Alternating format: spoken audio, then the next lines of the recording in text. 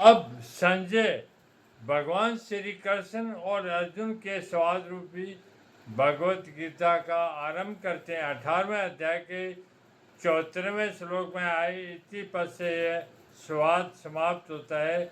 ऐसे ही भगवत गीता के उपदेश का प्रारंभ उसके दूसरे अध्याय के 11वें श्लोक में होता है और 18वें अध्याय के 66वें श्लोक में यह उपदेश समाप्त होता है। यद्यपि पितामह भीष्म ने युद्ध के आरंभ की घोषणा के लिए शंख नहीं बजाया था, प्रत्युत केवल दुर्योधन को प्रश्न करने के लिए शंख बजाया था। तथापि कौरव और पांडव सेना ने उसको युद्ध आरंभ की घोषणा ही मान लिया और अपने अपने अस्त्र शस्त्र हाथ में उठाकर तैयार हो गए। इस तरह सेना को शस्त्र उठाए देखकर वीरता में भरकर अर्जुन ने भी अपना गांडीव धनुष हाथ में उठा लिया। इन पदों से संजय का तात्पर्य है कि जब आपके पुत्र दुर्योधन ने पांडवों की सेना को देखा तब वह भागा द्रोणाचार्य के पास गया, परंतु जब अर्जुन ने कौरवों की सेना को देखा तब उसका हाथ सीधे गांडीव धनुष पर ही गया।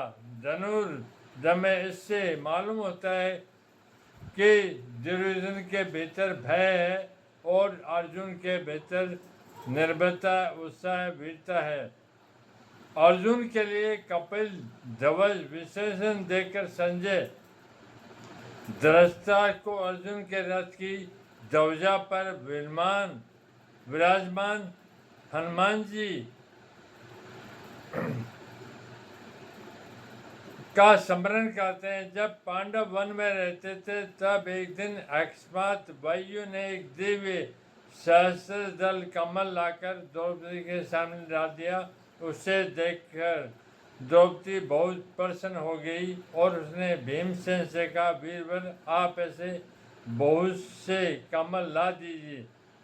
द्रौपदी की इच्छा पूर्ण करने के लिए भीमसेन वहाँ से चल पड़े। जब वे कल्ली वन में पहुँचे तब वहाँ उनकी हनुमान जी से भेंट हो गई। उन दोनों की आपस में कई बातें हुई। अंत में हनुमान जी ने भीमसेन से वरदान मांगने के आग्रह किया तो भीमसेन ने कहा कि मेरे पर आपकी कृपा बनी रहे। इस पर हनुमान जी ने कहा, हे वायुपुत्र, जिस समय तुम बाण और शक्ति के आधार से व्याकुल शत्रुओं के सेना में घुसकर सिंहनाद करोगे, उस समय मैं अपनी गर्जना से उस सिंहनाद को और बढ़ा दूंगा। इसके सिवा अर्जुन रथ की ध्वजा पर बैठकर मैं ऐसी भयंकर गर्जना किया करूंगा जो शत्रुओं के प्राणों को हरने वाली होगी,